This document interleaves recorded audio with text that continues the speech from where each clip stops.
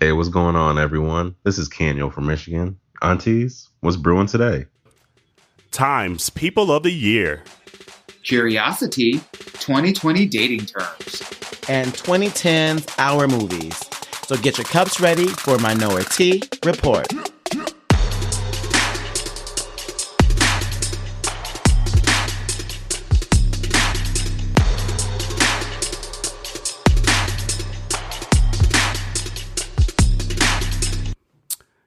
Hey, y'all. ladies. Hey, Happy Monday.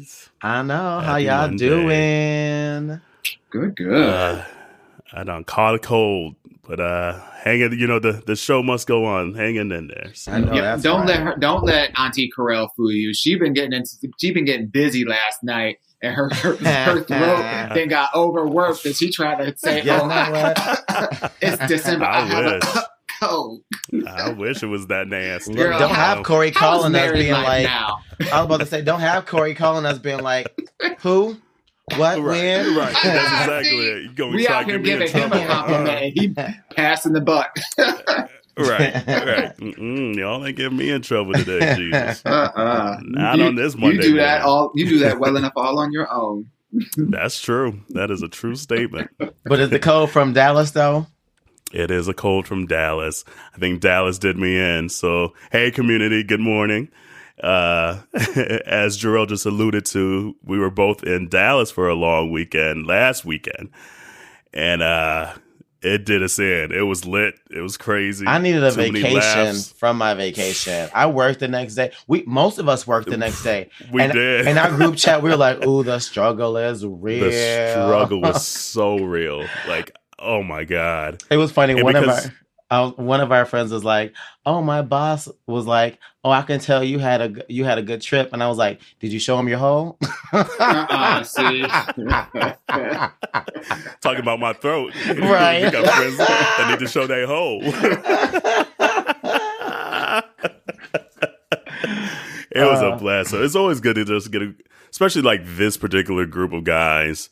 Like there's how many of us? 11? 15? Yeah. 14, 13? Something 13? like that. Yeah, there was 13 of us. That's right. Oh, God. It's a lot, yeah. And Whew. I mean, just the laughter that ensues, the stories that come out, the shade that comes out. The screaming, the one-liners. Where did everybody stay? Oh man, it was like what did Kevin say when he walked in? He's like, "Is this a hostel?" We stayed at our friend Mark and Josh's home. Thank you, Mark and Josh, again for hosting all 9,000 of us. Girl. And they worked while we were there too. Like, yes, they both did. They were amazing. Yeah, so girl, we look. stayed at their place in Frisco. I guess maybe we shouldn't put too much of their business out there. Don't be trying to find them. Don't be hunting them down. But the community be nosy. they Okay. do. They They be do. doing their investigations. They be doing their homework. But yeah, I don't know. It was just a blast. A lot of drinks, a lot of late nights, a lot of Whataburger. Dear God. Every night. We ate Whataburger every night we were there. Girl. But hold on. Not for night one to get the races started. One of our friends was talking to somebody from Germany who was living in Australia. And our friend was kind of like giving him the download on all of us in the group. But we didn't know that. So he was going around introducing himself to us. And we are in a circle at this point. So he goes to everyone, he gets to me, and he goes, "Jarrell, from Seattle?" I was like, "Yeah." He was like, "You don't remember me?"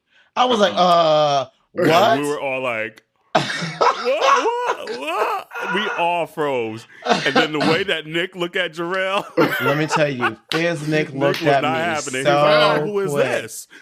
You know that look when your mama give you when she snatched you with her eyeballs? Let me tell you, Fizz Nick gave me that look. Gave you the look. I didn't even want to look You at him. just can't because say I those felt words it. in front of a group of people. Girl, Like, everybody come on, gay jumped etiquette. back. People were like, you've been here for 2 We're like, hours. it's The not mess work, is it's not already one." starting. Oh, Lord. And then, of course, he was just like, "No, just kidding. Your friend told me who you were. He just told me that you're from Exactly. Seattle, blah, blah, blah, blah, blah." And I was like, It was so. "Whoa." I was like, we "I It do was lost. about not to be know some you, shit. sir." I was like, don't Girl. fuck up my house, sir. Don't you try it. Not, we're not doing this today. She's like, I just got my life together, damn it. They Right, keep pulling me okay. back. Seriously. They keep This pulling was me like back into literally within drama. hour. This was within hour 1 that Jarrell and Oh my nigga gosh. landed, and we're like, oh no. But it looked like you guys had so much fun. I wish I could have been there, but I'm so glad you guys got know. together. It was It was a blast. It was definitely interesting. was. We poor Pam. Shout out to Pam. Oh, shout out to Pam. Like So Josh has a good girlfriend named Pam. Mm-hmm. And Pam is awesome because Pam Love would hang her. even when I lived in Dallas. mhm. But with all of us there, oh my God, she was hanging with us. She knew the whole rap song to Sweetie, My Type. And we're Yeah. like, wait, time out. How you know all the verses? Yes. And then she just kept hanging with us, drinking and everything at the Roundup. Shout out to the Roundup in Dallas as well. Oh my God, she was hanging tough, and she was just as lit as we were. So shout out to Pam, Absolutely. and shout out to Karen. Fuck it up, Karen. Fuck it up, Karen. What There's a just too many trip. inside jokes to Yeah, share, but no, it we was had a such blast. a fun time. I'm like, And we okay, tried I to don't know what share that as much means. as we could. We tried to share as much as we could with the community on IG and all that stuff. So we were getting like DMs saying people like seeing kind of a little more of the inside scoop of us. So we were trying to share that a little Duan, bit. Florida Memorial Day. You in there? I'm Make it down. happen. I'll be there. That's the next. make it That's the happen. next trip. I will Mhm. be there. And look at that. It's going to turn into a community trip. Oh You know the shit! I didn't community say trip that, is hearing didn't this I? right now. God damn it! Well, But speaking of community trips, y'all know the Wonder Woman trailer just came out, and I think that we need to plan a community date where we need to find a city where we can all go to and check that out. that would be cute. That'd be real cute. I'd be down. I'm I in. want to make that happen. And Beyonce Wonder Woman. in Vegas.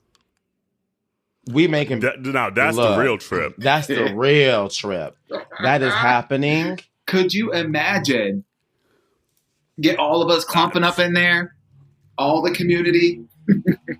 It's gonna be a mess. It's gonna be a Yeah, hot right. mess. And speaking of And the so- community, And hold on, before we move on from that, like, if you haven't heard, the rumors are that Beyonce's about to do a residency in Vegas next year. mhm, So that's where a lot of that's coming the from. So later we're like, half of the year, shit, like, mhm. woo. Which I was So- telling Kerel wouldn't be surprising because I think they said she's gonna announce it like around spring, and it'll be for the later half, which is her birthday is in September, the later half of Mhm. the year. So I could see that being her birthday gift is like, hey, for my fans to make it easier for people to come see me, I'm gonna do like this 8-day, like residency or something like that. It's so in smart. Vegas. It really It is. really is. It is. I mean, And you get to boom. raise your children in one spot. Like, they got the house in Los Angeles. Mhm. So it's literally like a 40-minute flight. Mhm. And they got the PJ. So, I mean, it makes sense. Yeah. It makes sense. And then I'm sure she'll drop an album on us. So I'm ready for it. Come on now. Facts. Yeah, she gonna do it. She gonna give a couple of previews at the residency, and then boom, she gonna release the album afterwards. It's gonna be Oh, you know Christmas. what'd be It's gonna hot? be like December all over again when she did Beyonce. Right. Oh, You know what would be hot is if she like dropped it and it was like a live streaming moment and she's just walking down the strip. They like close down the strip and she does her little Beyonce walk down the strip in Vegas, Mhm. and it's like a live like video of her releasing her new videos and album. See, I'm throwing out Oh, ideas. that out would there. be Come on, Beyonce. that would be dope, and especially if it's like a one take video too, where like Right. it's just one continue video Woo! without any edits, and she just goes straight into song and song. Let's do it. Oh, See, you Lord, need your take- aunties to help you out with the creative juices. Come on now. Look. Come on, Parkwood. Where you at? we got you, girl. We got you, girl. I don't even need any credit. Just Well, just a little bit. just a but, little bit. I mean, I just we'll work know on that. my credit. Look, I don't need no credit. I just want to meet you. Look, Right. and be good. We'll be good. There we go. But I do have something from the community, from one of our community members. Ellen wanted me to share with people that anyways is not a word. Okay. So we got to stop saying anyways. Okay. And furthermore, we got to stop saying these ones, That's not correct either. It's just anyway, and it's just these. And she says thanks. So get us all the way together, girl. Lesson of the day. Get us all the way together. Miss Ticked and Tied. The more you know. I told her that took me out. I went back to Fellatio in the sky. Fellatio in the sky. I could go outside. Anyway. And thank you to my brother for opening the show, by the way. Yes, thank you, Kaniel. Thank you, Kaniel. It's Kaniel, like Daniel, but with a K. Girl, I know, but you know, Kaniel. It's funny. There was one lady at our church that used to, that's how she said his name all the time. Kaniel. He knows who it is. Does he get like Kaniel sometimes too? Like does when do people say his name Kaniel sometimes? You know, I don't know it anymore. When we were younger a little bit, but like a lot of times people just call him Can for short. Mm-hmm. But yeah, like my mom and dad gave us all these interesting names, and they got like the most mom and dad names. I ain't gonna put it out there because I don't need y'all looking up my parents, but but it's just interesting. Like me and my brother and sister have like interesting names, and theirs is just like the most generic mom and dad names ever. But thank you, Can. Thank you for doing that with the bass in your voice. Ow. Yeah, y'all brothers for real. Yeah, I know. Oh man. But what's going on? You see Lizzo at the Laker games? Yeah. Where the booty cheeks all out. And that thong. I mean, how you feeling about it? I'm pretty sure it was assless in the back. So like she like had a t-shirt on. It was like it was a t-shirt with the ass cut out. So it was very purposeful. Oh yeah. I mean, it's a family establishment, so everyone that's not their taste, that's not their vibe, every one of them have the right to be upset because it was not something that she constantly thought of as far as how it made other people feel. But at the same time, I can appreciate her loving herself enough to be out there with her ass all out there like that, you know? Like, I mean, that's a whole another type of self-love that a lot of people wish they could and inspire to be able to do. Mm-hmm. So, I mean, I get it on both sides. Let's talk about something else. All I was thinking about was just like booty sweat. You know, be getting hot in these places. Oh my so gosh. She's sitting on that chair and there's just booty sweat on the chair. That's all I kept thinking.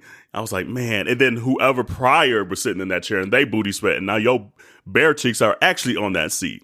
So that's all. I was like, that's gross for that sake. But if you want to wear a shirt with your ass out, go for it, Lizzo. I'm here for it. Hey, look, people be walking around with their titties out, so why you can't walk around with your ass out? And if you want, if she want to sit down and like beer and popcorn and pretzel salt and all that kind of stuff as be sitting on them seats, and you know what, more power to her. And she got up and twerked and showed everybody what she was working with and showed her little thanks to the Laker girls. She showed her ass literally. Shit. Showed her ass. But you know what? Like, I love that her outward expression of who she is really about embracing who she is in every part of it and not being ashamed about it. Because you know that, like, in my mind, there was no like salacious. It wasn't to be. I don't think it was to be provocative. It was just she just being Lizzo, just being herself, loving herself. She posts pictures of herself naked. It's not sexual, you know, so It wasn't in that spirit. So I say more power to her. I'd love to see more asses on the basketball court, NBA. Yeah. Well, I was going to say, like, outside of it just being her ass, though, I mean, it, like you said, I don't think it was too provocative. One, if you know Lizzo, if you follow Lizzo, you have seen her naked, basically, at some point with basically her bundles covering her titties. That's her album cover, for freaking sakes. You know, like, exactly. We've seen her pose for so many different magazines, you know, just naked. So, I mean, to be shocked at seeing her butt cheeks out, get over it. Like, that's nothing new. We've already seen that. You need a life if that's what you're shocked over. Right.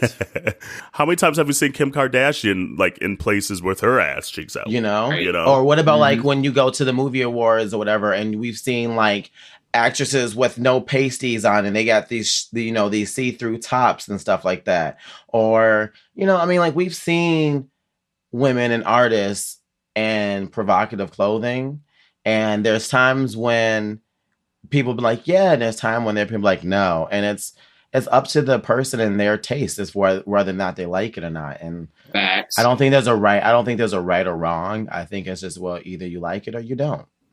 And when are we just gonna get over being so shocked about butts and boobs and everything? Like, And the body. we all act like we ain't on Pornhub every day. Well, maybe not every day, but I'm just saying, like, we act like we haven't seen this stuff and get in such an uproar when we see it in like that kind of a form. Yes, I get you want to say, okay, it's a family outing and da-da-da-da. You want to try to control what your kids are seeing. However, they've probably already seen it. I think it's a jealousy but you know thing. Maybe It's they really just a don't have. jealousy thing. I was gonna say maybe it's just too much ass for them to handle. You know, they just like, ooh, Too much booty in the pants. I don't know. Damn, Too much booty in the pants. Damn, too much booty in the pants.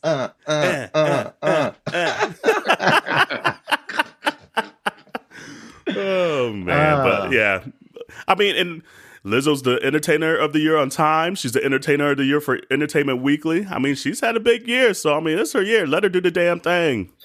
Let her hang out all she wants to. Like she said, are you not entertained? Are you not entertained?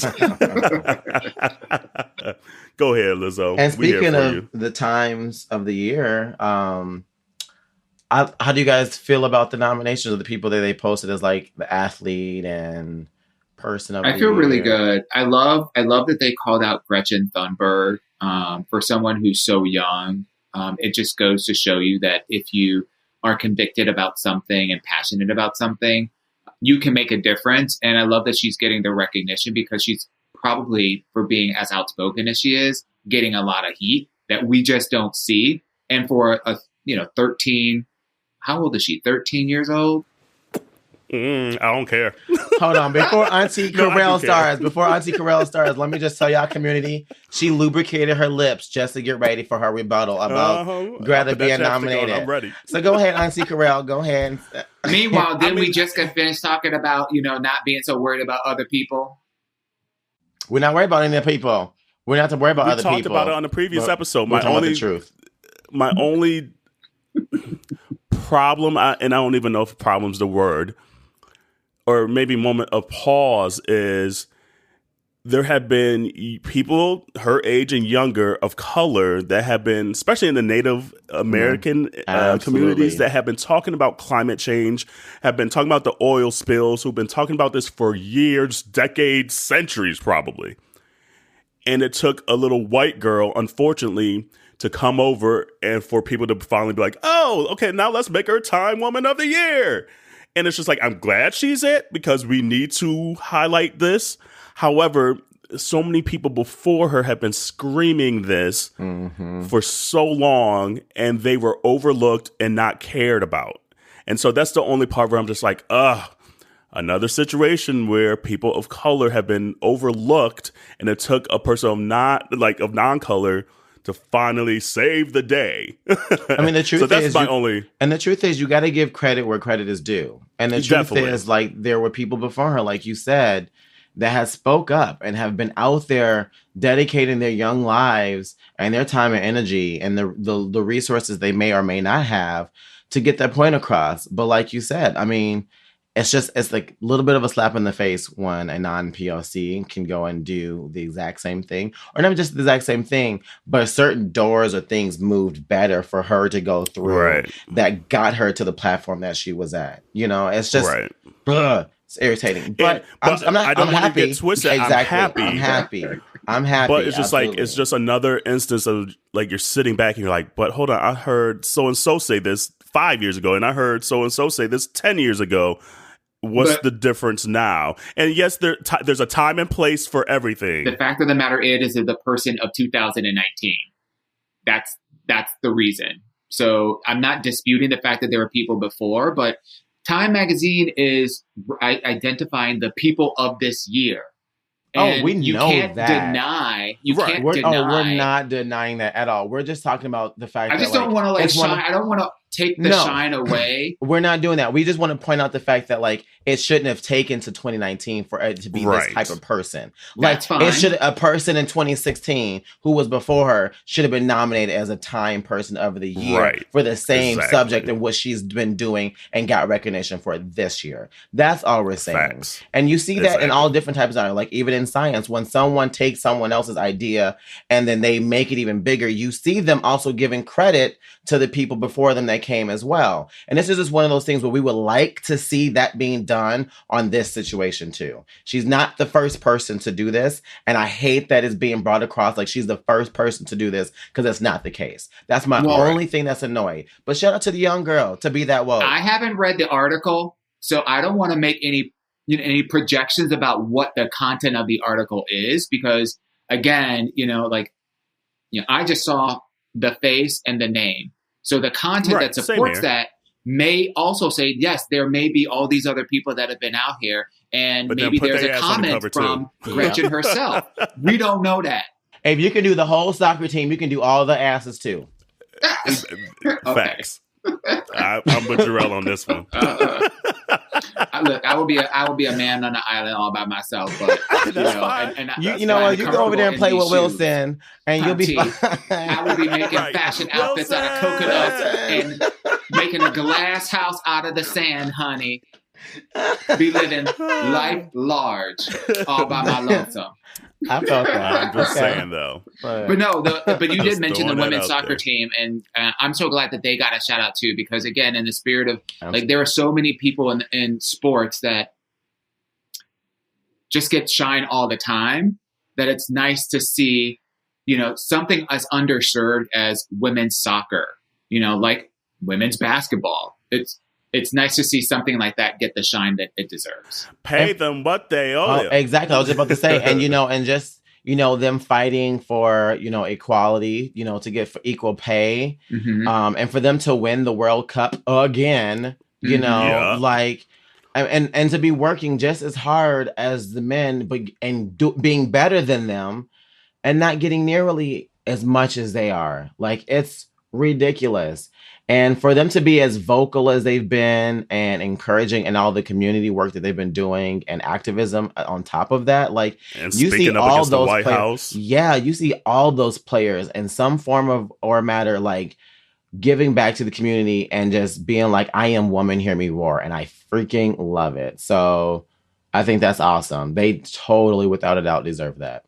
Hands down. Exactly. I agree. And then, the LGBTQIA plus communities represented on that team as well. So, yes. Diversity, and pay them what we owe them. Come on now. Get that money. Yeah. But in the meantime, going back to Greta, I just quickly looked up a couple names of people of color. Hashtag never let it go. But I'm with you, girl. Seriously. This was not supposed to be a long topic. Mari Copney from Flint. I'm talking about the Flint water crisis. I'm gonna butcher her name, and I feel so bad. Bastida, Xiye. How would you say that? Zaye. But she was born and raised in a town outside of Mexico City, and she's been speaking up about the climate changes, things that she's been seeing in her own area, neck of the woods. Isra Hersey, Kevin Patel. These are just other big name people of color that have been speaking up forever, that it's just taking Greta to be the spokesperson, I guess, of all of them. But I just want them to get as much shine as them, because they're working just as hard and being just as vocal as she is. So it's not taking shine away. It's just saying that there could be multiple people that can shine together to conquer this thing about climate change. So that's all I'm saying. She pulled those facts out. Are you sure that's all you're saying? Because you said that about 4 times already. Don't play that. Okay, now. Don't throw shade now, Dewan. Okay, now. Look, I'm just saying. When you're passionate about something in the future, that's not I'll come all I'm back saying. at you. She said all caps. All caps. Right, no cap hyphens. Is that a period or a comma? Let's ask Ellen. Ellen, can you help us out with the grammaticisms over here? Your aunties need some support. I'm just saying. I'm going to say a 5, 6, 7 more Kerel times. is the queen of the ands. She'll be adding some stuff. And I'm mad about it. She gonna go on IG Live tonight. She's like, I can't wait for this episode to get out there to tell y'all community what happened. It'll be an IG story next week. Don't worry about it. I love it. Speaking of hashtag never let it go, y'all see what's going on with Michael Vick and the petition for him not to be able to captain one of the Pro Bowl teams? Now that is the epitome of hashtag never let it go. Let it go. Nobody watches the Pro Bowl anyway, so why are people up in arms? Like, nobody watches that. No one watches it, and even the athletes that are nominated for it that are in the Super Bowl don't even go because it's like, oh no. Yeah. No, exactly. They're like, maybe I'll go because it's in Hawaii. Right. That's about it.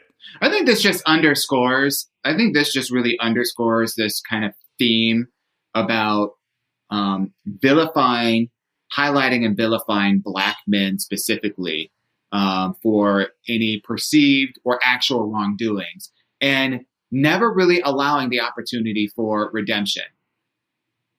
Like, that's just a theme that we see over and over and over again. And I'm a huge animal, I wouldn't say activist, but supporter. And I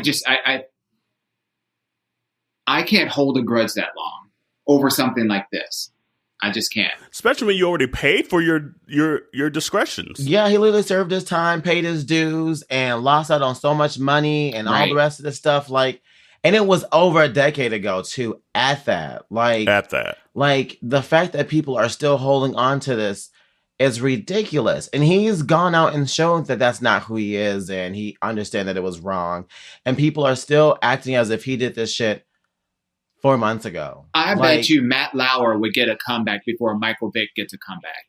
Oh, I bet you. I mean, you know what I mean? If they could forgive Justin Timberlake for ripping off, and Janet Jackson's boob, but they won't forgive Janet Jackson.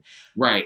And same thing here. They'll forgive, somebody that shoots an unarmed Black man, but can't forgive this Black man that, was doing animal cruelty. Like, damn.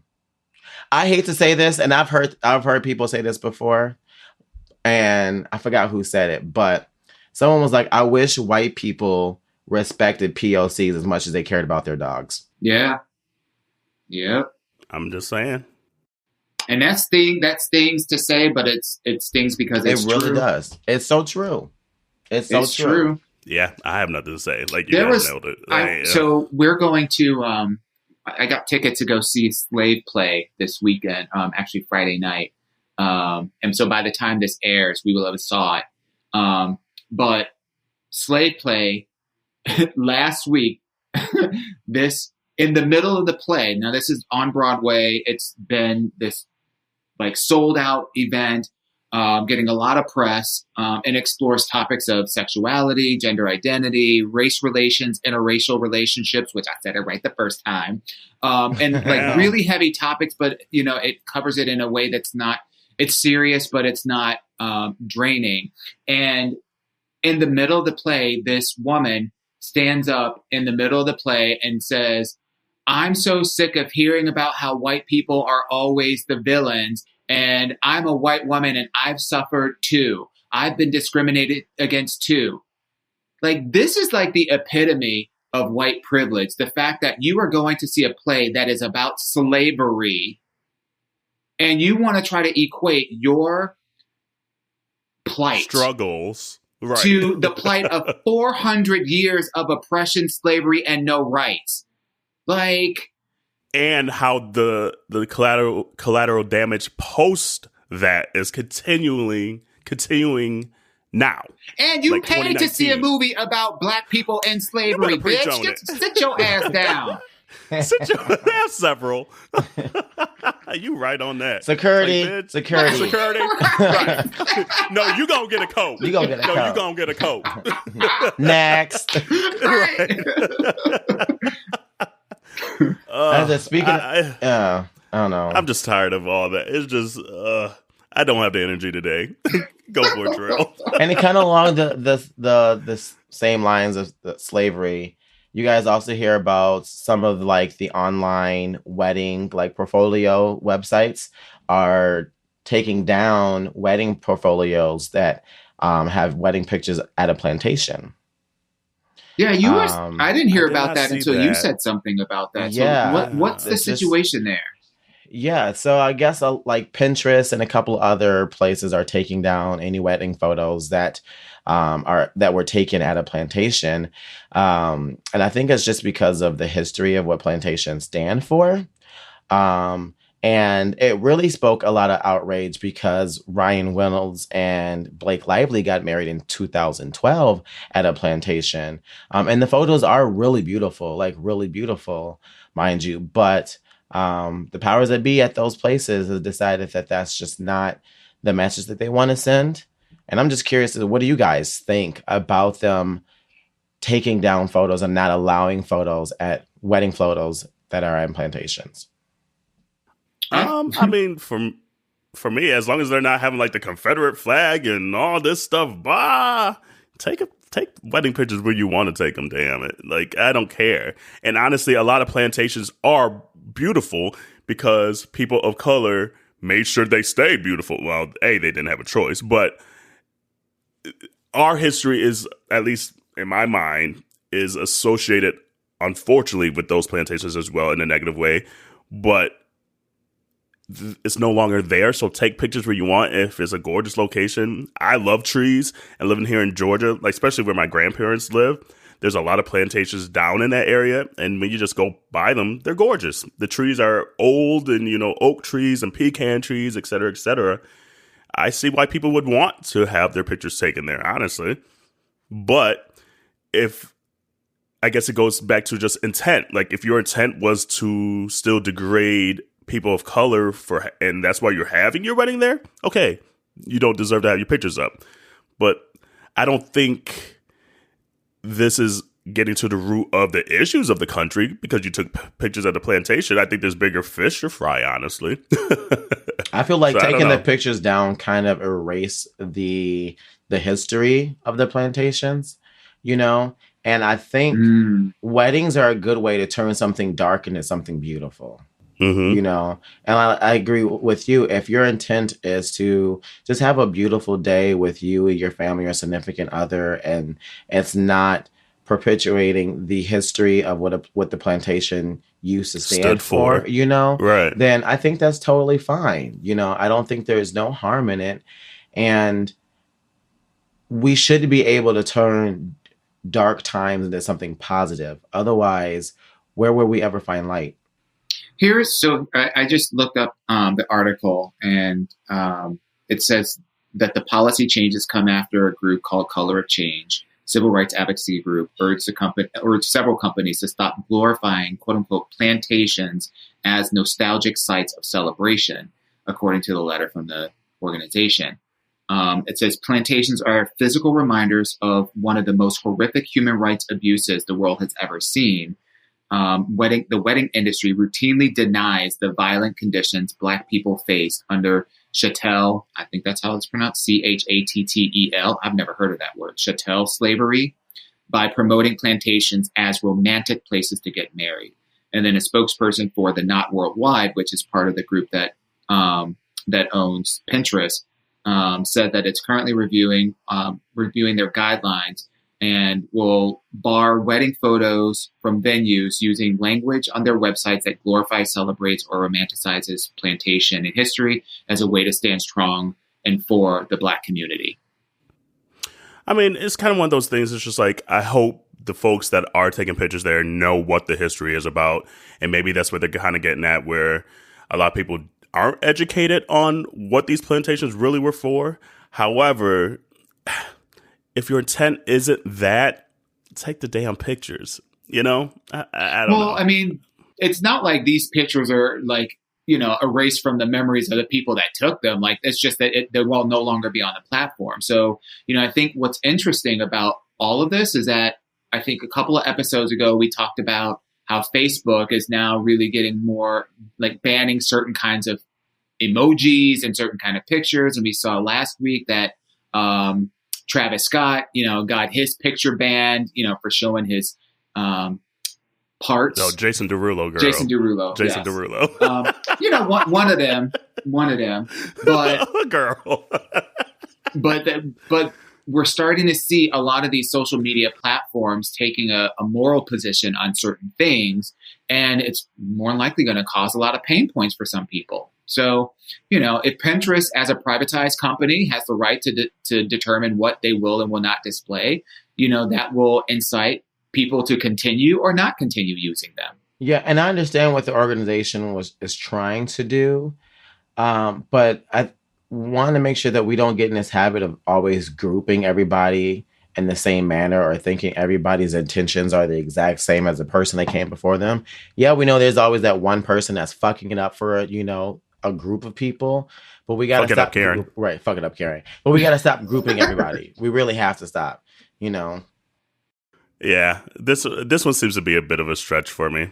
I don't know, but I completely get the what you just explained. Also, wedding planning is hard as is. So, and literally, that, you know, let me tell you, in my head, I was thinking like, there are so many other places to consider getting your damn wedding pictures taken. But the reality of it is you just can't post that shit to Pinterest. Period. Yeah, that's I mean, no, but if you do all that work, all that work though, you want your shit to be seen. Look, I'm just saying. You can create your own website and post that shit on your own website. That's even doing even more on top of the shit you got to do for your wedding. Okay. Right. Okay. Duan, if you get married, we're going to bring this conversation back up to see if you want that added to your plate. Sister Patty LaBelle got married. Sister Patty LaBelle over here will happily pull out them receipts. Because first of all, I'm not even on Pinterest like that. So I don't give a damn. So it does not affect me one bit. Okay? No, I'm just talking about you designing your own website and shit on top of that. Okay, you ain't thinking about that.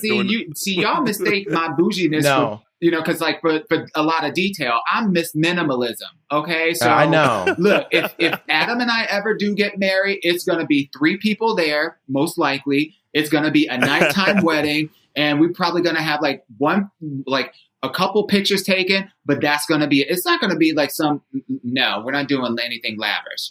It's not going to be like, you know, completely choreographed with like scripts and violinists and all this other kind of bullshit. No, honey. Ain't nobody got time for that. Want. That's what I want so bad. But Fiznik is like, no. He's like, no, my keep anxiety it simple. Cannot handle this. I would just want to have rent out a restaurant at night, a really nice small restaurant, have 3 tables there, my table, and then a couple of extra people, have a bomb-ass dinner, get completely trashed, and have the fucking limousine take my ass home so I can go to sleep. That would be ideal for me. So, and there would be no pictures. You know, so... Look, okay. I'm either all or nothing. You bring their receipts out. I said, Fiznik, either we're going to have a big wedding or we're just going to a courthouse and it's going to be the bare minimum. I'm like, look, all or nothing. Seriously, I'd rather spend more money for no damn reason. I'd rather spend money on the honeymoon. And you know what he said? Nothing. And then he said, "I guess we're going to the courthouse." Look, all you need is the paper. I thought I was doing something. All you need is the paper. That is true. That's true. That is true. That's true. Nope. I'm glad my wedding's done. I enjoyed it, but it's stressful. And girl, you had a whole lot of other other stuff going on. That's true too. But if I want my damn pictures posted, I want my damn pictures posted. Thank you. I paid all these coins for your ass to take them down. Not today, Jesus. When Fiznik and I first started wedding planning, and like a couple years ago, I started losing my hair. What's that? What's that? Alopecia? Yes. But on top of that, I was also like leaving one job. I was also moving on top of that. But a lot of wedding stuff was like a lot of issues with that too. And it was just like, you know, they say 3 of the biggest things, you know, job change, you know, moving and wedding are like the 3 most stressful things that you can deal with. And I had them all this year. Right. Girl. This year was crazy. But can we talk about something really positive though? How about Miss Universe coming from the motherland? Yes. First of all, can we talk about how poised she is? I can listen to her talk all day. She gives me a lot of like Michelle Obama, kind of like just, She's just so stunning. I was like, Regal. I mean, like Regal. Yes, but I mean, I shouldn't show that video of her like post winning the Miss Universe, and she went behind the stage and she answered some questions, and she just spoke with such elegance and compassion and conviction and everything what she was saying. Like, you can tell that she believed, and she truly believes in the message that she wants to spread. It's not just some type of game or competition for her. And the fact that she's like, I'm so excited to be a part of the Black Girl Magic of 2019. She's like, and that she was listening to Brown Skin Girl, all week leading up to it and stuff like that. Like, that was part of her answer, she was going into the top 20. I was like, oh, what song were you listening to? Like, I love her. And her and Miss USA are roommates. It's crazy. That's here awesome. for it. First time in history that Miss Universe, Miss USA, Miss Teen USA, Miss America are all Black women. Yes. And I wonder, like, if it's even the first time that they're all people of color, not even just Black women, but like people of color. I don't know. We should probably look that up, maybe. But for sure, it's the first time ever for Black women. I do. I also love the fact that she was like dark skinned and she had natural hair. Because again, and I loved her haircut. We talk so much on this podcast and in real life about how much representation matters. And, for young Black girls around the globe who already watch this as a form of entertainment, for them to be able to look at this and see someone like themselves or could see themselves in her face and the way that she carried herself and be inspired by that, I think that's so cool. And I'm sure the whole continent of Africa was extra lit. Like, because like that's a continent that people just kind of overlook a lot of times, And so for someone to be represented from their continent like that and look like them on that continent, we don't know what's going to happen to that continent in 20 years now. There's probably like some 5-6-year-old little girl seeing that and saying, I could change the world now. Like, well, I never thought that was possible. She's probably going to be growing up in that like paradise village that Akon is building. That too, Wakanda forever, bitch. Right. And that evening gown dress that she had on was just phenomenal. Stunning. Yes, it was fun. Like, someone had posted a photo of her at another competition. I think it might have been Miss South Africa. But she had on this black and white dress with this cape on too. Mm-hmm. And the caption was like, "This is the real Storm." I was like, yes, cast her as Storm. ASAP. Yes. ASAP. I'm here for it. She looks like it. I just, oh God, yes. That does upset me that every time they cast somebody for Storm, it's always like somebody light skin, medium skin, like have no traces of like the motherland in their voice and the way they carry themselves or anything. At least they did Halle Berry, because they could have easily done Julia Roberts. I mean, you know what? I can't with you. I'm just saying. I'm just saying. Now that should have been a meme. I'm surprised that we didn't see Julia Roberts' face on a whole gang of black people. Right, of just black characters. That would have been funny. Like Julia as Medea, Right. Julia as 12 years a slave. Exactly. Julia as Harpo. Right. Come on, internet. Where were you at on that one? Yeah, we were just all too mad to be making memes for that one. The internet usually be on it, but they slept on that opportunity. They did sleep on that one. Oh, man. But is it that time of the episode? I think it is, girl. I think it is. And actually, you know what? Let's do a little segue to this Ask Your Aunties question, because right now the SAG Awards just released their nominations. The Golden Globes just released their nominations. And for how much POC TV and movies that are out there this year, it didn't really feel representative of what we're seeing and how much good TV in theater and movies that are out there. Yeah. I want to say the SAG Award nominations were better than the Golden Globes. Better than the Golden Globes. Absolutely. I agree with that statement. And I believe the SAG Awards are based off your peers. Yes. So at least your peer group is starting to see you. Mm-hmm.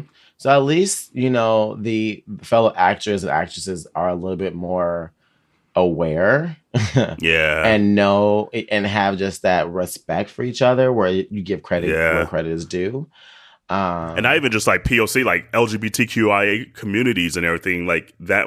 The SAG Awards seem to be more representative, like you were saying, than the Golden Globes. And what's so interesting is that, I'm sorry, but what's so interesting is that this year alone, we saw, and I don't have stats to back this up, but just based on, our own observation, we saw the most investment in people of color entertainment. Television shows, movies, podcasts, like definitely. Actors, directors, writers, producers, like we saw so much activity coming out of like the people of color community. For it to, from like Aquafina to MJ Rodriguez to Regina King to Billy Porter to When They See Us to Watchmen to everything Ava DuVernay, Zendaya, right? Everything Ava. Everything Lena Waithe. Right. Lena has 9,000 TV shows right now. And it's just like, it just seems like there's a missed opportunity to recognize a lot of these because they are good. It's not that we just want, just to recognize them. No, these shows are terrific. They're phenomenal. Absolutely. So I think you should read the question for Ask Your Aunties, because I think that's going to go well with what we all just said. So what time is it? Ask your aunties.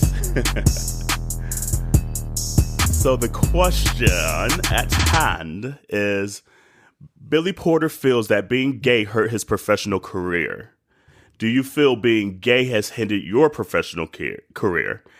Any anti-gay moments that you look back like, damn, I wish I handled differently? For me, not really. Sometimes while coaching, I coach for the last 13 years now. I've been coaching at private Catholic high schools. And so there's that moment where you kind of have to check somebody at the school because, you may bring your partner around or, you may just be living your best life and you may just be in yourself. And again, within Christianity, there's, the issue with apparently homosexuality being a sin, and so at moments like that, that's the only other time. But I mean, other than that, no. I mean, that's good to hear, though. I have a very I don't give a fuck attitude, and I have a very I will bust you in your mouth attitude. So a lot of people say a lot of shit behind my back. So maybe people ain't like me because of it, but people don't really say nothing to my face because I'm not the nice one. So it was interesting when I read the article where Billy Porter said that, and I think from his perspective, he's just feeling, okay, here I am almost damn near 50. I've had the same talent, the same skills throughout my career. But so why did it take so long? But there's a season for everything. And sometimes it's hard to understand that. And maybe young Billy Porter wouldn't have been able to handle the success that he has now when he was 23 or when he was 33 or when he was even 43, But for myself, I don't know if I directly have seen ill effects because of either my race or my sexuality.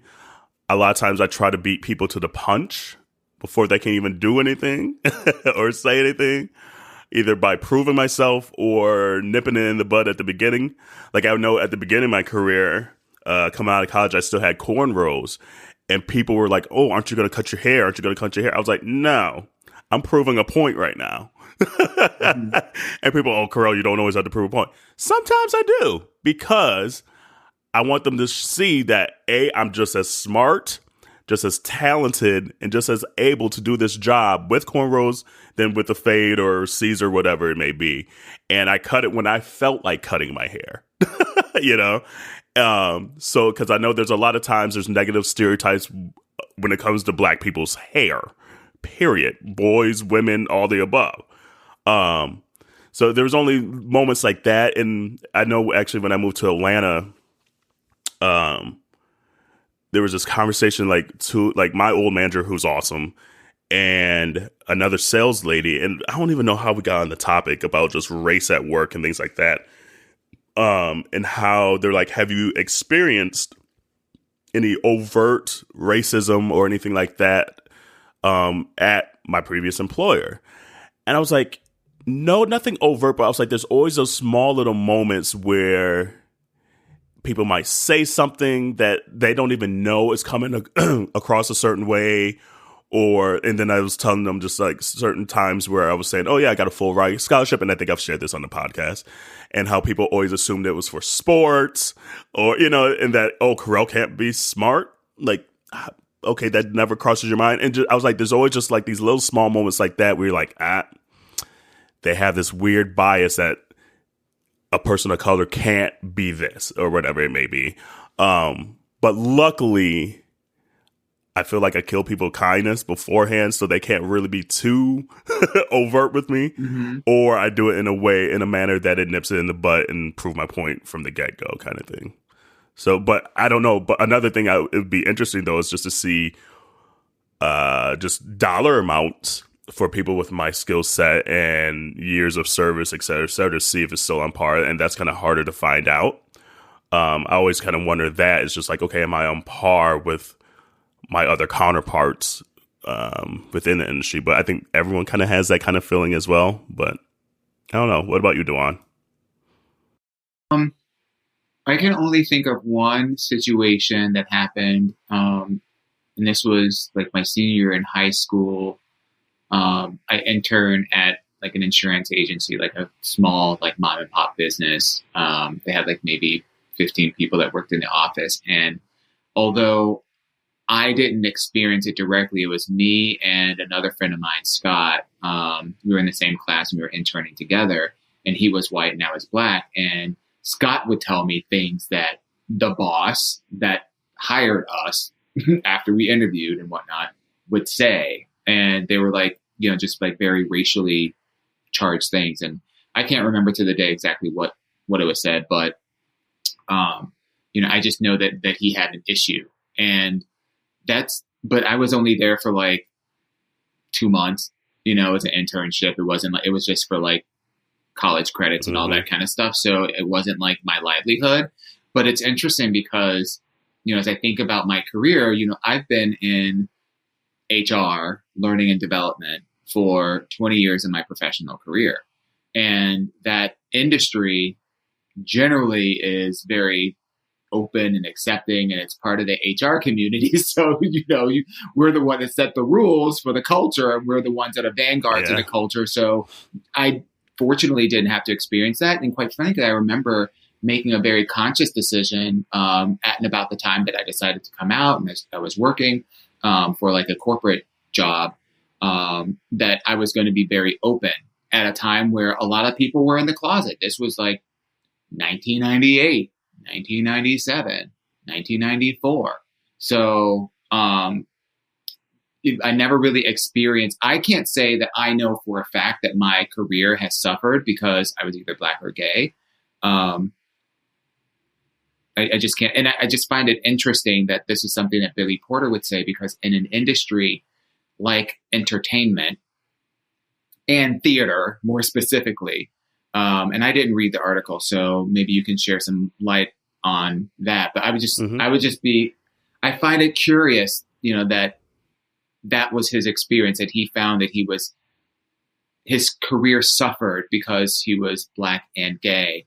I can understand. Well, I've heard it before. I mean, people get typecasted quite easily in Hollywood, and we've seen other actors play only the gay role, after coming out, and that's just the only thing that they play, And even look at Ellen. Look at, if you're a white lady in Hollywood and you come out like that, and she got banished that bad, I'm sure of it then that Billy Porter probably has some issues behind the scenes that we just didn't know, because Ellen was like one of the top comedians, one of the top sitcoms on TV, and she literally had to go the talk show route, and luckily it worked out, and she's just great at it, to even get a job again in Hollywood.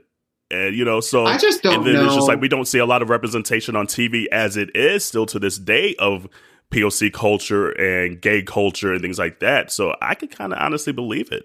And then we also see how often we see white people playing POC people too, like that on top of it too, like already having to fight to be a character of color on an actual script. It's hard enough. And then when you get typecasted as not only being a POC person, because you are, but then being a gay POC person, that makes the characters that you can play or that you may be selected for, like slim down even that much more. I guess what I'm reacting to is less about him being a person of color, because I believe the question was, do you feel being gay has hindered your professional career? So, I'm just curious, was Billy's perception about his hindrance of his career because of him being gay? Or was it because, he was Black? And the reason I asked this question is because if you are in the theater, 90%, I wouldn't say 90, I would say 70% of your talent is in the acting space. So your ability to embody other kinds of entities. So if he does not have that capability of being anything but Billy Porter, which I could see, might that have something to do with it? And I think that's what a lot of it.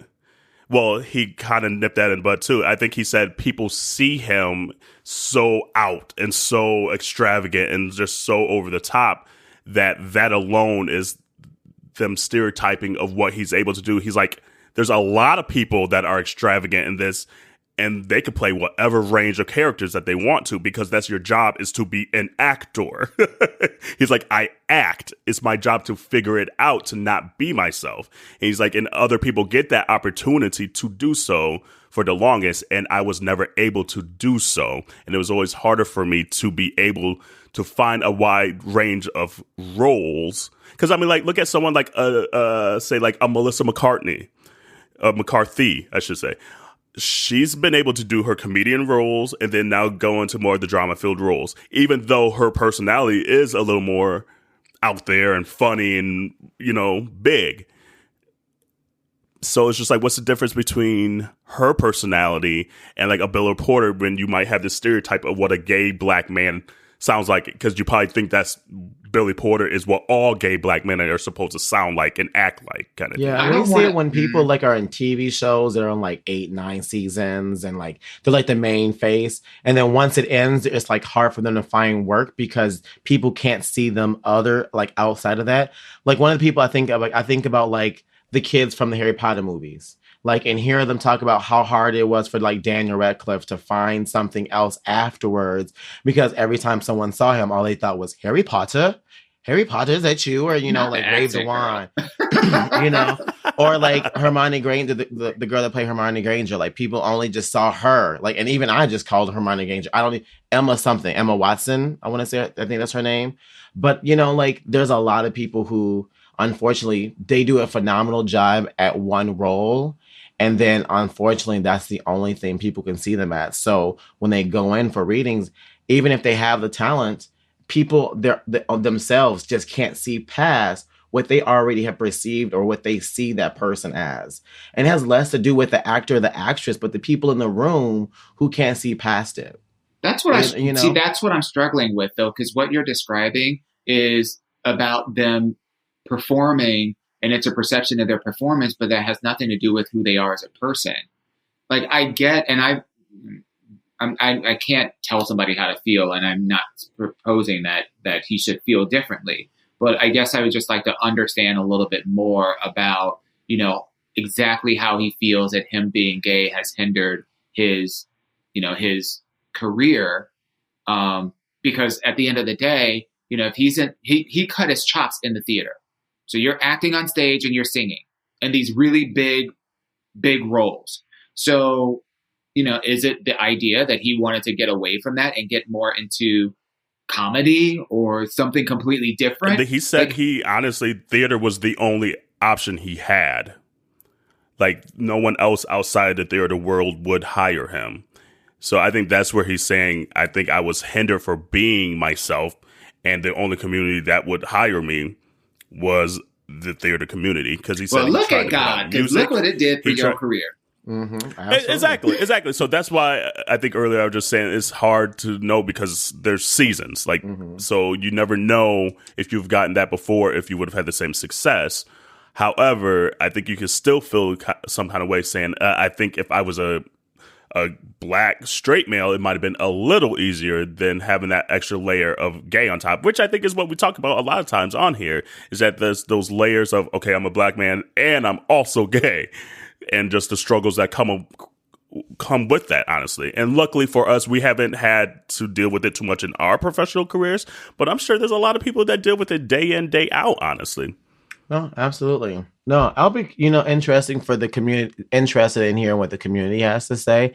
If there are other people out there that have had, certain experiences being part of the LGBTQIA spectrum where that hindered them, or, it caused an issue for them not being able to receive their blessings because someone else wasn't able to see past who they are and what they stand for. So, yeah, I've always been kind of the mindset that, like certain doors open for you and other doors are closed to you. And, like if something doesn't happen, like oh, you don't get this job or blah, blah, blah, blah, blah, that's because your purpose is not in that direction, or it's preparing you for or readying you for something else and something better. So yeah, I would love to hear from the community too. Like if you felt, that you're being, however it is that you express yourself or identify, has hindered, your career. I'd just like to understand that and, hear your point of view.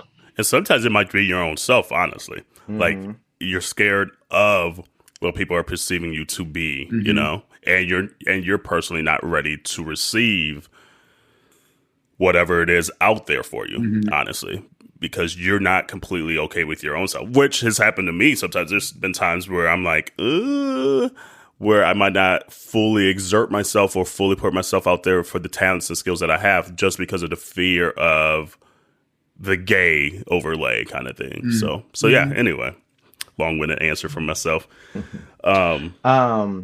So switching to something else, I want to try something different, you guys. We don't have a name for this or anything like that. But today I was reading an article about dating terms of 2020. So people, they've already started posting dating terms and trends of 2020. And so there's a couple that I want to ask y'all what the name is. And I want you guys to guess what the explanation of it is. And then I'll tell the community. Oh, Lord. Okay. Okay. Here we go. Okay. So the first one is called blue stalling. What? Stalling. Blue stalling. Blue stalling. STALLING? Mm-hmm. So is it like edging? You're stalling your blue balls or something? I don't know. Blue stalling. Yeah. Because I feel like it has to, like, I feel like stalling is putting something on ice, like pumping the brakes, like. Ooh, okay. Maybe it's like. Or putting your balls on ice. I'm just okay, hold on. Are there any that are like out there? Or am I going too much? You're looking for clues. Too much. You're going this is our job. We gotta figure this out. Okay, I'm going too fetish. Okay, my bad. I feel it's like you're pumping the brakes. I feel like you're like things are getting heated. You're like with your significant other or your hookup or whatever, and like you're like, hey, I need to slow it down just a little bit. That's gonna be my guess. So that's it. So it says blue stalling is when two people are dating and act like a couple, but one person in the partnership states they're unready for any sort of label or commitment. Oh, okay. Despite acting how many in a different manner. How many do you have for us? We'll keep score. 4, 5, 6, 7. I got 7. Okay. Oh, yeah. So Juwan, you're up 1-0. Yeah. It's going to be a contest, bitch. Yes. See, now all of a sudden, remember how we started out this episode? Her throat was sore. She wasn't feeling good. I got these halls in my... I've been sipping or sucking on halls this whole episode. You put a contest out there. Now she's ready. She's like, okay, I got my pen and pencil out. I can't. Okay, so the next one is clearing. Clearing. I would say clearing is if you're dating multiple people or you're testing the waters or whatever, you're clearing them all out and starting afresh, starting new. Oh, damn. I'm going to say clearing is, I feel like clearing's like sharing. Like you're clearing the air. So you're like disclosing information as part of like, you know, like as you're dating, getting to know someone, like, you know, here's basically my, you know, like what I'm interested in, what I'm not interested in, what my baggage is. That's going to be my guess. Okay, so neither of you guys got it right. Damn. So clearing season happens in January. It's when you're so miserable, thanks to Thanksgiving being over, the cold weather, general seasonal dreariness, that we will hook up with anyone just so we don't feel completely unattractive. You might bang an ex or give that creepy guy who you didn't really fancy a chance, or put up with truly awful sex just so you can feel human touch. It's a tough time. Stay strong. Oh man, how is that? I don't get that definition. That is so disconnected. So yeah. I get it. So because is that like dusting off the cobwebs of your pussy? Yeah, exactly. Okay. Like you're clearing all those negative emotions. Like you're clearing all that doubt because there's 6 degrees of separation. We have to do a Rubik's Cube to get there. You just literally you lower your standards. You basically lower your standards because of the holiday so you're season. Clearing your standards. Yeah. That's what they need to say. At least temporarily. Okay. So nobody got that one. All right. What about cock fishing? Ooh. Fishing for cock. I would say this is when you're dating. Well, no, I don't even want to say dating. I'd say this is hookup mode. Like, I want to get dickmatized. You're out there casting them. This is like you're casting your reel out there. Yeah, and all I want is dick. If I get relationship, nope, going back. If I get emotion, nope, it goes back. If I get anything mine is like other you than going dick, to the bar, we're going cock fishing. Okay, that's what mine is. So you guys both got that wrong. Cock fishing is very much like catfishing. It's when you are like sending photos and you're like editing. You're going on to like, you know, the different type of apps to make your balls look bigger. You make your dick look bigger, and you're out there. So you're trying to get that dick from Watchmen and the BET show. Oh, people do a thing about you see that shit on Instagram all the time. You can't go on Instagram and think all those bulges are that damn big. I'm sorry. We know the real people on this earth that's batting above average compared to a lot of these people who ain't got that melanin in their skin to be like that. Not saying it doesn't exist, okay? But every motherfucking body ain't on Instagram ain't rocking on 9-inch dicks. Period. Yeah, that's true. That's true. So cock fishing is making your actual stuff bigger than what it appears to on pictures. You don't catfish your junk. Yeah, you're cockfishing your junk. Why would you do that? Like, I could understand, honestly, if like you're using because bigger is better. I'm sorry, I didn't say that. Bigger is not necessarily better. Okay, but people have the fantasy of wanting something bigger. Like the thought of it being something like that just does draw people. You know, bigger is not always better. Okay, I do want to point that out there because some people know how to put the thing down. Okay, you know, shoot. I just feel like the whole point of catfishing is like it's like you're not comfortable in yourself, so you have to pretend to be somebody else, not for the actual intention of having a real relationship, but you want this pseudo relationship because the person will never meet you. I love how Dewan's breaking it down so philosophical. But I'm just saying, like, why would you do that? Like, we can move on. I'll just be over here in my. She said, "Thank God I'm in my relationship." So clearly, Auntie Chardonnay does not have those problems. No. Okay, now. Ow. Okay, now don't cockfish us though. Look. Okay. Okay. So the next word is fire dooring. Fire dooring. DOORING. Fire door. So is it a redhead? And see, I'm just trying to think of the most far-fetched shit, and that's probably not the game. Fire dooring. That means you got an STI or something, and your stuff is on fire, and you're closing the door for a little bit because you need to go get it checked. I mean, if that's the case, people in Minneapolis, go see the Red Door Clinic. There you go. So I guess mine is wrong. Bum, bum, bum, bum. No What you got, whammies, no Dewan? whammies, no whammies. Stop. Gosh, that's such a weird kind of like thing because like conceptually, like what the hell is a fire door? There is no such thing as a fire door. So That's why I went the redhead doors route. keep out fires. So fire dooring. So that's you are stopping things from getting more intense than it already is in the relationship. But then that's kind of like blue stalling a little bit. So What's the answer? Okay, so fire dooring is when the access is it's basically when one person is controlling everything. So like you're on the other side of the door and you can't have access to the other side because they are the one controlling when you text, when you call, when you communicate, etc. So think about controlling. Yeah, so think about like when if there's a fire on the other side of the door, you don't open the door. You can't open the door because the door is too hot. So that's I don't like. who's making this stuff up? Right. Is this somebody that doesn't speak English? That's what the kids these days are saying. Is Fiznik making these things up? Somebody whose English is not their first language. Leave my man alone. He didn't make these up. I love you, boo. I'm just playing. Okay, so the next one I have for you is glamboozled. Glamboozled. This is okay. I feel like this is where you pretend you got so much money. Huh?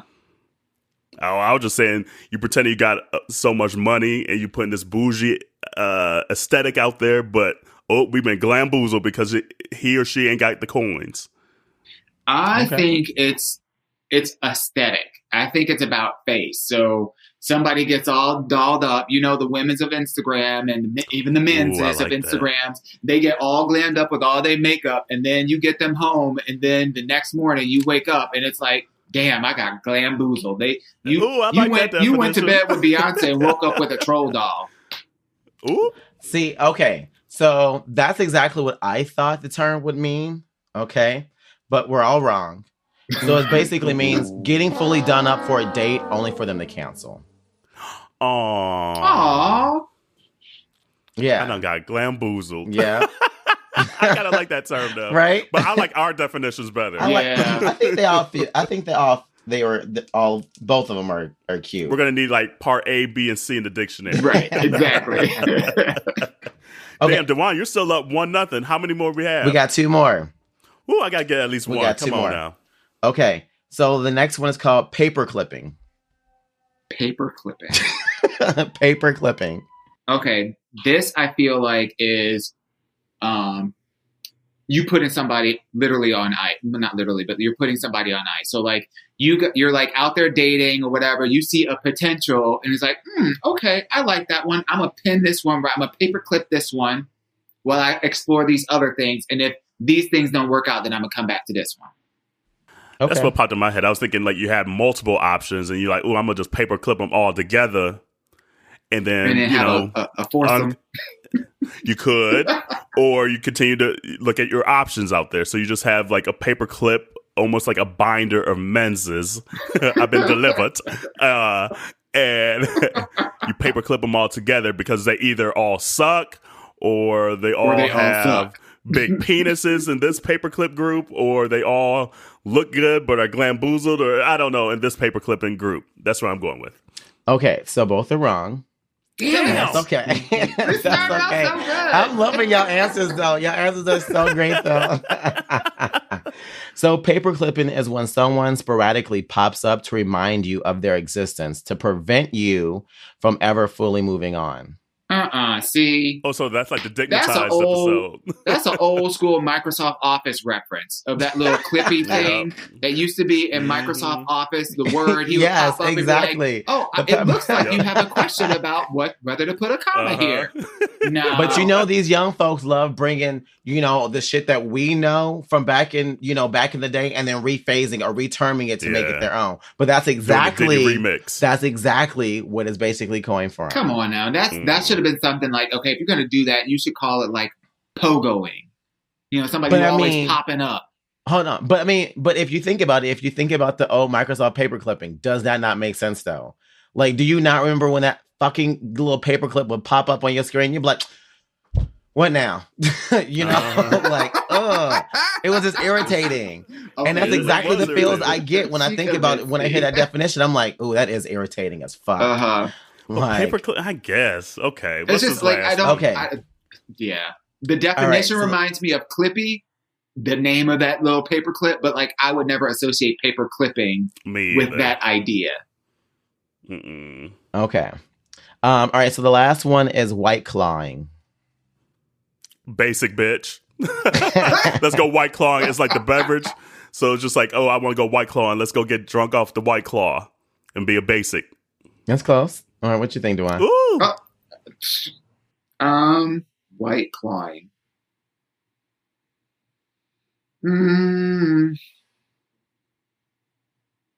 See, I would think that would be like the definition of clearing. That's like lowering your standards. Like, I can't, maybe my standards are too high. Maybe my standards are unrealistic. Maybe, I'm dating outside of my actual league. And I need to like simmer down. That's my. Okay. Yes. So white clawing is staying with someone who is basic and boring only because you find them attractive. Oh, see, I got the basic bitch. Yeah, hey. Yeah. Which is kind of ironic because White Claw's a drink, and so many people are basic and bored by drinking. Basic, exactly. That's what made me think of it. Right. Yeah. So you get half a point. You get. I'll give you the point. I'll give you the point. Okay. So then, all right. So then I'll do one more because it's a tiebreaker, and you guys, one of you guys will get this. So this is a tiebreaker. Oh, see, I feel like we need a buzzer to see who buzzing first. Okay. So the last one is Kanye. Oh, you done got crazy on me? You done went crazy. You said one thing and doing the other. Being basic as well. Okay. Dawn, what do you think? Kanye. Oh, or late as well. I'm going to throw that in there. You late said you're going to do one thing and you never did it until like 3 weeks later. I'm just going to sit here and wait because Kerel will come up with another one. So will. You taking your dear time. I know. Well, I mean, there's so much. So Kanye would be, it has to be like something like bipolar, like unpredictable. You never know what they're going to say. You never know what they're going to do.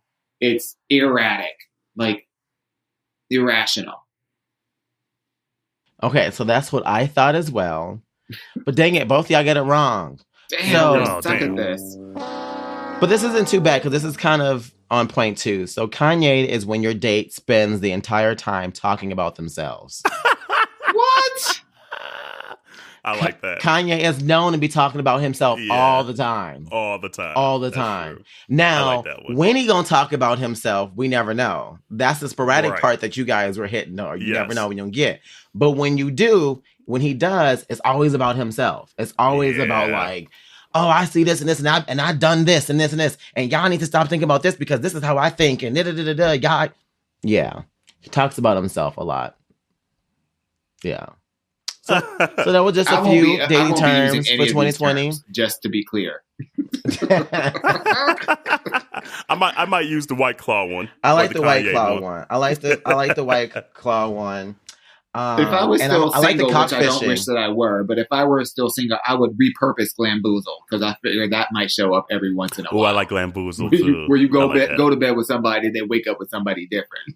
That's funny. Right. I And like our definitions better. Yeah, I like to. Yes, and I'll use cockfishing too because I mean we be on Instagram looking at people and stuff like that. You know, Facts. so we're like, oh, that's a cockfisher.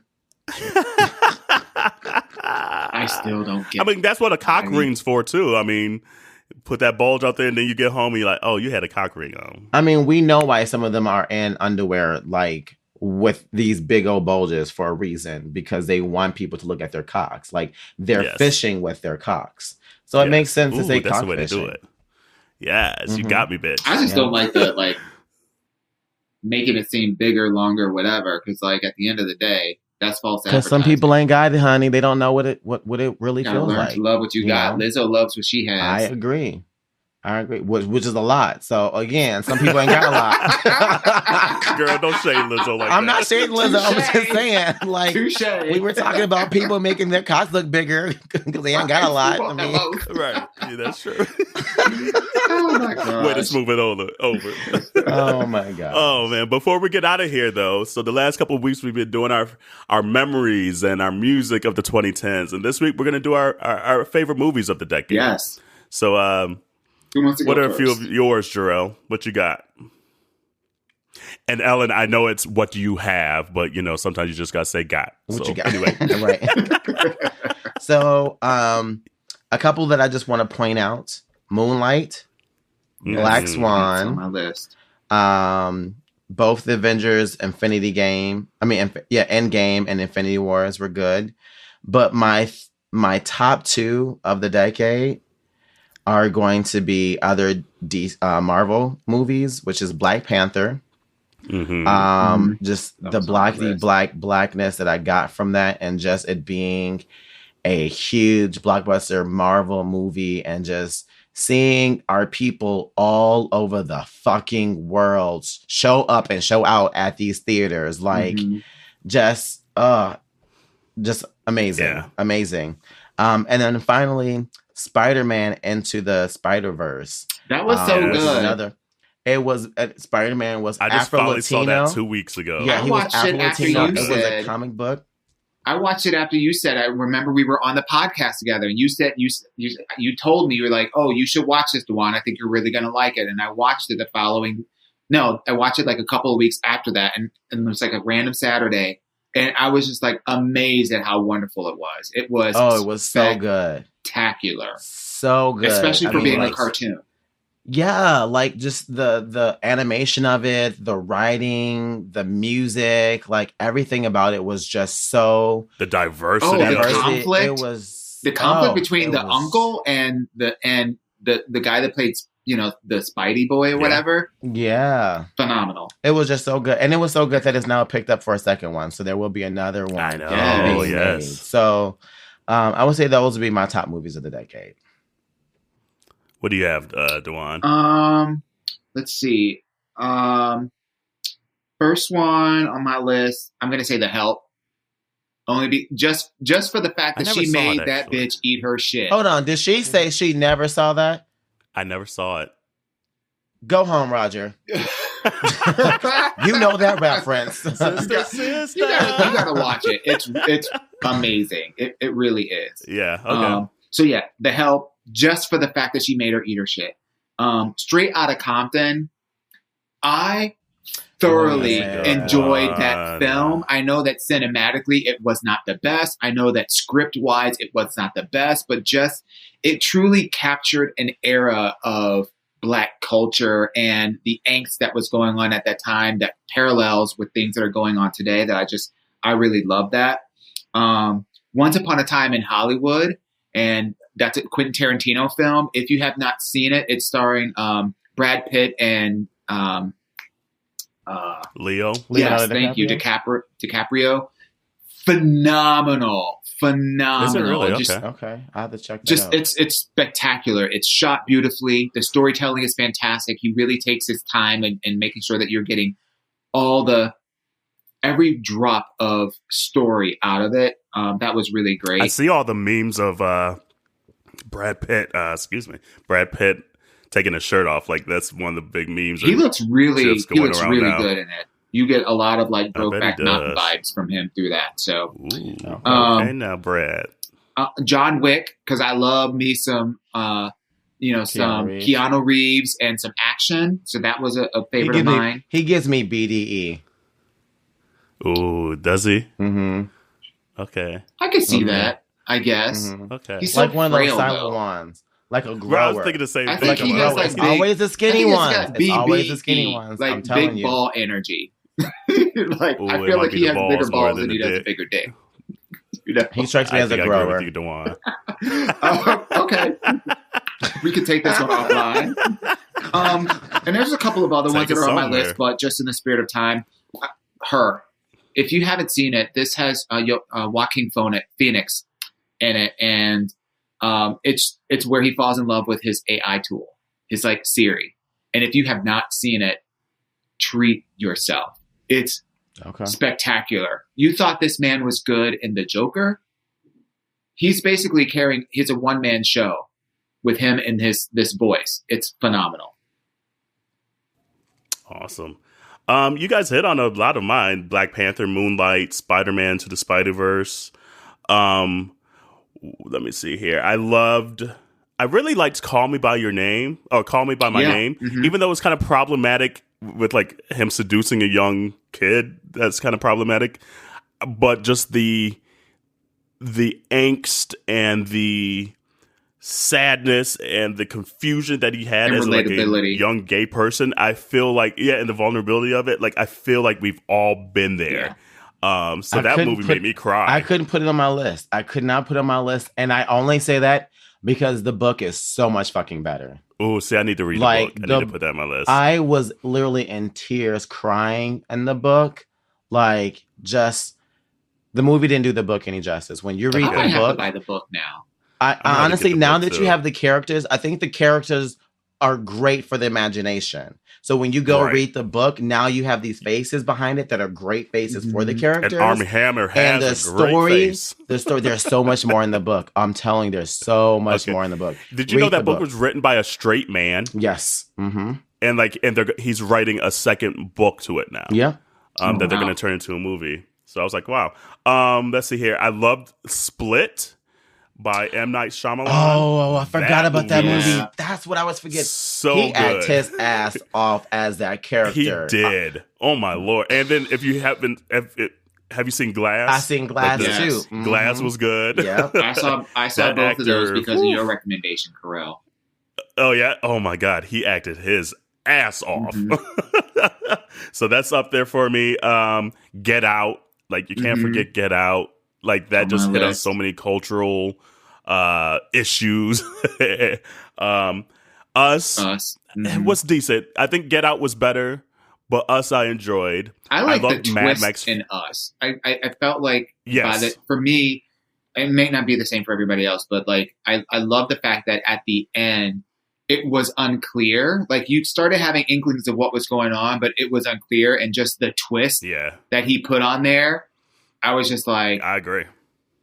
And Lupita acted her ass off. That's maybe one of the ones that made me the most upset that she did not get nominated for anything. Yeah, I agree. Because I'm like, how sweet. Like, she acted her butt off in Us. But anyway, what was his name that that played her husband? Winston Duke. Yeah, can we give it up for his thighs? Vick thighs save lives. Yes. That's the episode. That's when he was laying on that bed. I mean, I think everybody was on the edge of the seat, like, "Ooh, what's going to happen?" Right. Mm-hmm. We needed a Watchmen moment for Us, right? A dick moment. Yes. We're just very dickmatized in this episode, by the way. You're welcome, community. You're welcome. Monday morning. I loved Mad Max Fury Road. That's on my list. I loved Wonder Woman. Mm-hmm. Oh yes, Wonder Woman. What? Honestly, I enjoyed Wonder Woman, but it fell short for me, only because I have more of the classic idea of what Wonder Woman looks like, and it felt more like about CGI and kind of like in that Marvel universe that's more like gritty and whatnot. I didn't really vibe with, but like the new Wonder Woman is more like it's 1984, so it's going to be all into like that campiness of the 80s, and I feel like I'm going to be more into it. I just like the fact that they just made her able to keep up with all these male lead movies. You know, that they didn't sell her I short agree. because she was a woman. You know, they put just as much work and thought and into her character in her movie as they did Black Panther or any of the Superman or Batman And movies. it was the best DC movie. It was. And they fall short every Because the time. rest of them, not so much. But what other one do I like? I liked Inception and Logan. So those are the ones that kind of fill out the rest of mine. Oh, damn. Those were good movies, too. I cried on Logan. Logan, right? Right? Same here. I had tears in my eyes on Logan. I was like, damn. I didn't. Damn. He's still so fine. Yes, Hugh Jackman could get it. Yes. Hugh Jackman could absolutely even being old and scarred up and bruised and broken and all that. It's like, come on, Boozy. Come on in these cheeks. Okay. So, I mean, I'm not even like the biggest movie person. I've never been one to just sit there and put on a movie just because I want to watch a movie. I've never been that kind of guy. But looking back at the decade of movies, I'm like, oh, there's been quite a few that I enjoyed. So Moonlight might be in my top one or two. Moonlight was just so visually awesome, the way they lit up the characters in that movie. And then just the story, once again, just to see us represented as gay Black men on the screen and the struggles and things that you go through. I could watch that movie. If I were to sit down and watch a movie, that's one I could watch all the time, probably. Yeah, that's my number 3. Black Panther, Spider-Man, Into the Spider-Verse. I would challenge you guys to take a look at her. It's phenomenal. Have you seen the Joker movie? Wanting to see it, but then kind of forgot about it. Yet? Yeah, I watched it. It was great. It's not about the comics, and I think that's what kind of trips it up. I'm a comic book nerd. I am very much a DC comic and Marvel comic nerd. So I'm very harsh on all DC and Marvel movies. I think you would enjoy this movie. I think this is a movie that, but for the fact that you have a preconceived idea of who the Joker is, and all of that. You could literally throw that all aside and enjoy this for just what it is. Just as a movie. Just what it is. I agree it's that phenomenal. And it still gives you the pieces of the comic book in different ways that fulfill the comic book part of you as well. Actually, Joker would probably be on my top of the decade. It's phenomenal. I enjoy Joker. It really is. I enjoy Joker. It fucks with you, though. It's I left out of there talks like, about what mental the health. hell? It talks like family relationships, loss, belonging, like all of these themes, depression, anxiety, schizophrenia. Yeah. I said, I know the character. Like, it's just so hard for me to, and it's like this with any of those comic book movies. It's just so hard when I know the storyline of what it's supposed to be like.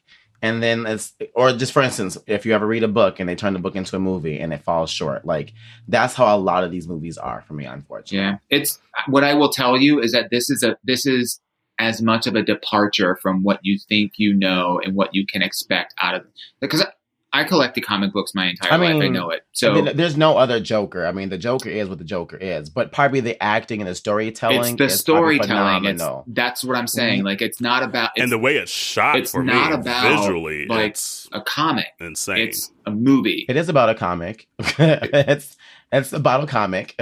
Technically, it is. But again, that's hard for me to be technical like that because again, these all stem from comics. It's very hard for me to go in with an open mind when you know where the root is planted from. All right. Well, girl, open up your mind and watch the damn movie. We'll see. I'll wait for it to come on DVD. I'll wait for it to come on Blu-ray DVD or be on HBO Go or something like that. Yes, and I will definitely watch it. Pretty shortly now, you would think. Yeah, I will definitely watch it when they come out there. But you do that or don't. We want to know what your favorite ones are too. What were your favorite ones of the decade? Ones that we missed out on. Yes. We still did your songs of the decade, by the way. You guys are slacking on that. We had a couple. But yeah, community. Still send us your songs still because we ain't got the songs yet. Yes, we need your playlist. So we can put that. Let us know your movies as well. Yeah. And I thought of another song. I heard it this week, and I was like, "Damn, I didn't put that on my list. I forgot about it." Remember Muse Madness? No?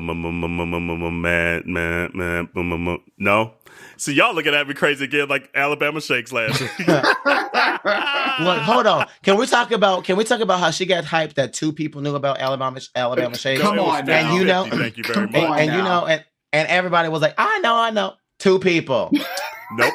That's why I put that poll up. It was 50-50. Thank you very much. Look, I be looking at the results, and there'd be a whole lot of bots. So you know what? There's a whole lot of bots for like the question ones now, which is bizarre. Oh, okay. I don't know why, but like the yes and no's, you can see who said yes and no. Okay. And they're community members. Thank you very much. And thank you, Smithy. And thank you, A. Derek, the 2 people, for saying you knew who Alabama Shakes Smithy was. so did, like, all of a sudden, like, I was in the DM, was like, and what about this song? And what about this? I was like, okay, girl. But anyway, community, thank you for listening. Yes. Subscribe, share, review. We love your reviews out there as well. That helps us out. But be sure to download the episode because it helps our numbers, especially going to 2020 so we can get some advertisers for the show.